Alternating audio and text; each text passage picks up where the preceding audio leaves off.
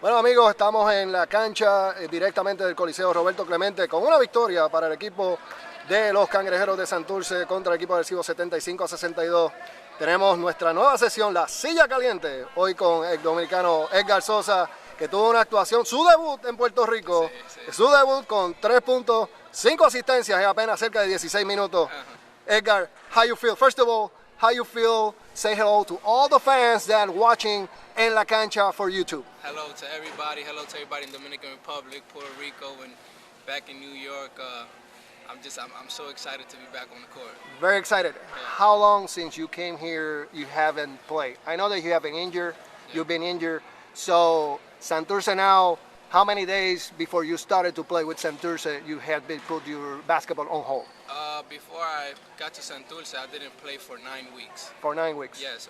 First I didn't play for 16 months. Okay. Then I went to Spain, ACB. I played 2 games and I got hurt again. Okay. I stepped on somebody's foot. But it was on the other leg, right? Not on your injured leg. Yeah. Okay. I stepped on somebody's foot and I got hurt, things happened, and I decided to come home, and I was just at home training, and I said this is the only league I want to play in, to finish out the year. So who contacted you from Puerto Rico, told you about the league, or you know the league already? You have information about the league? Yeah, I have a lot of information about the league. I know a lot of ex-NBA players play here. Okay. I know it's a great league with great guards, and I had offers to go back to Europe and all that stuff, but I knew that there was a short amount of time left in the season in Europe.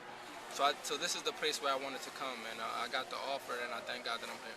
So you have 2 of your friends that play with the Dominican National Team, Juan Coronado and Fortuna as well. Did you talk to them? Yeah, I talk to them. I speak to those guys all the time. Manuel Fortuna is like my brother. I speak to him every single day, and they told me that this is a great league and something great for me to get myself going again. That's nice. Getting back 2011, playing in Argentina, almost 38 seconds just to close the game. Big advantage against Panama. Did you remember that fatidic day at this very moment? Man, tell us about it. Man, I remember that day like it was yesterday. I remember that game that Coach Cal, I had missed a couple of free throws, and we was getting ready for our next game. I think we played Brazil or maybe Puerto Rico the next game. And Coach Cal just told me, keep going to the basket, get fouled, so I could go back to the free throw line. And it was 28 seconds left, and we were winning by 28. It was a big advantage. It was so weird, the situation that happened at that very moment. And I just, I remember turning off the pick and roll, and I went to the basket, and I fell. When I fell, I didn't feel nothing. I thought maybe my shoe broke. I heard it was a normal injury at the beginning, but when you saw your leg. Man, I turned around to try to get up, and I just saw my leg hanging, and it was really the worst day of my life. I could imagine, not just only for you, for your Dominican Republic team, national team, for the fans and the people who love basketball, and not for that, for human beings like you are. It was tough, everybody crying. Everybody in the Dominican Republic and back in the United States crying, calling me, making sure I'm all right. That's something that I don't want to relive ever again in my life. At that specific moment, did you thought that your career was over? Yes, never being injured before and looking at my leg and seeing how ugly it was, I was like, this doesn't happen in basketball. It doesn't. No, it's strange that kind of injury happens. Yeah. You go to YouTube, you try to see that type of injuries. It's not a common injury that happens a lot. Right, most definitely. And I thought, I thought my career was over.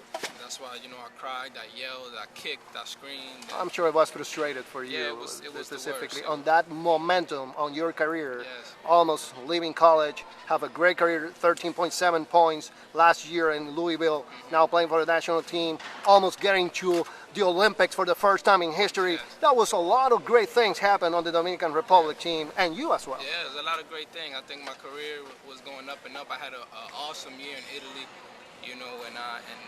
Coach Cal was calling some NBA teams, and people were showing some interest. And they always say, those things happen at the wrong time. And for me, unfortunately, it was definitely the wrong time. I had signed to make a lot of money and back in Europe, and things were just going great. I was very happy in my life at that moment. At that moment, with basketball, my family, everything was just going amazing. Finally, I wanted to play with the national team, and all of a sudden, I'm the starting point guard for the national team in my first year. So everything was amazing, and I think once I fell, everything just went opposite. It was just the worst time of my life. lasted the next year and a half, just just trying to get back to that point where I was. It was depressive for you No, in certain moments? It was It very was frustrated? depressive. Yeah, very depressive. I lost 30 pounds. I was 150, and me, I'm a player. I'm 185, 190, and I was 150. I didn't want to eat. I couldn't sleep. I couldn't do anything. I was just depressed. How about your mom, your family, and all the relatives taking care of you at Yeah. that specific moment? Yeah, I give all the glory to God first, and then to my mother. She was there for me every step of the way. When rehab was hard and I didn't want to wake up in the morning to go to rehab, she was there for me. After doing therapy for so long, and I was just like, man, I'm not gonna get better. I'm not gonna get better. I'm walking away from the game. She was there to tell me, no, keep going. And because of her, I'm here today. And I'm not where I want to be, but I'm not where. But I used to be. eventually, I'm sure you will be. Eventually, It will take time. Yes, it will take time, but eventually I will be there. It's like it's more mentally in certain moments than physically. Yes, most And definitely. we saw today, just 16 minutes, and you make great passes. I have some videos that we took some footage, and I'm sure the people was surprised of your game. And this is just the beginning for you. We hope that you get better in terms of increase your game, elevate your game to other level. That's the expectations, not just only for Santurce, I'm sure for you as well. Yeah. Tell me about once the game is finished, like today. What was the first experience getting getting off the court, just getting the shower and all that? Yeah. How your leg feel just to get your own treatment and all that? No, it's great. It was just a great feeling every time I get off the court. Whether it's in practice or anything, I thank God because any little slip and fall, things could be different. You could be on your way to the hospital. So I thank God for just allowing me to go out there and play hard and keeping me healthy. And as far as my leg, it doesn't hurt anymore. I still ice it every now and then just to make sure it's okay. But thank God, the only thing that's left is just the mental. And just, I lasted 18 months without playing. And today, I played 2 games in Spain, which I didn't play much minutes. Like I played today 13, 15 minutes. And then I came here, I didn't touch a basketball for 9 weeks. And I came here and I just played, that's why I got to get more rhythm in my shot. But, passing is something that you never forget. No, absolutely. Basically, when you have those fundamentals that your skills dominate so well, it's difficult just to forget about it. A couple of things getting back to the injury, and I want just to get the momentum for you just to think about it during those rough times with your family, yourself, and all that. What was the worst moment after that for you that you said, God, help me, show me something? Man, it was so many things. It wasn't just one. No one? Mean, okay. I come from a family where we're poor. We don't really have anything, and I think I worked hard to put myself in a good situation. I signed for a lot of money to return back to Europe. Wow. And I lost that money. So being a guy who's 23 years old, you feel like you're moving up the ladder in life, and then just to have, I never seen that amount of money, and just to sign for that and know that I earned it. And then you had to return it back again? And never seeing it, it was just like the worst thing in my life. And then seeing my family, being at home. I haven't been at home for 5 years. I played 4 years at Louisville, then I spent 1 year in Italy. Being back home and seeing how much that money could have helped my family, it was just like, man, like, I wanted to get up some days and just fly and do something. But, when you have a broken leg, there's not much you can do. So, I had to take all that in, and, it was tough, man. It was tough, but, thank God I'm here. Absolutely. I'm sure through that momentum, of that moment in history for you, there happen a lot of communications, emails, phone calls, and all that. Did you receive the same attention through the whole process, or you felt in certain moment that the people didn't start just to continue to have communications, knowing about your well-being and so on? Yeah, when it first happened, a whole bunch of people called me, and they wished me well and all that stuff. And after a while, that started dying down. That's frustrating, yeah, right? And even the people who you think that love you a lot, they even stopped calling. And but you know what? I take that as a good thing, because now I feel like I know who's who. You know what I mean? I know who's who. I know who loves me because of me, not because I can shoot a basketball. So, because of that, I have a small amount of people around me.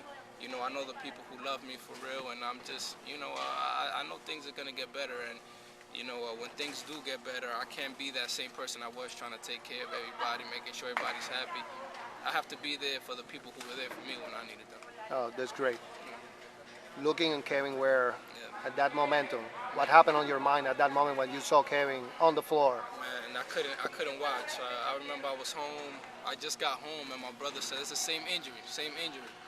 I saw my mother crying. My brother started crying because it reminded them of what happened to me in Argentina, and I just went in the bathroom. I locked myself in the bathroom. I couldn't watch it. And after the game was over, I text Coach Patino. I said, everything's going to be fine. I said, the same exact thing happened to me, and I'm back. Everything's going to be fine. And Coach Patino gave me Kevin Ware's number. He said, text him and tell him the same exact thing you just told me. Wow. And I did, and me and Kevin was texting back and forth, and he has high spirits, and I think he'll be great, man. You know, this is an injury that looks very, very ugly, but if you rehab and you work hard, you know, you can get back to doing what you love. I'm sure you will, and Sean Kevin also will do it as well. Just a couple of questions just before we leave, and I'm sure, you know, people just waiting for you, and you want to get dinner. Yes. I'm sure you're hungry. But, you know, just understanding the magnitude of this event, you know, and think about all the things, the good and bad things that are happening.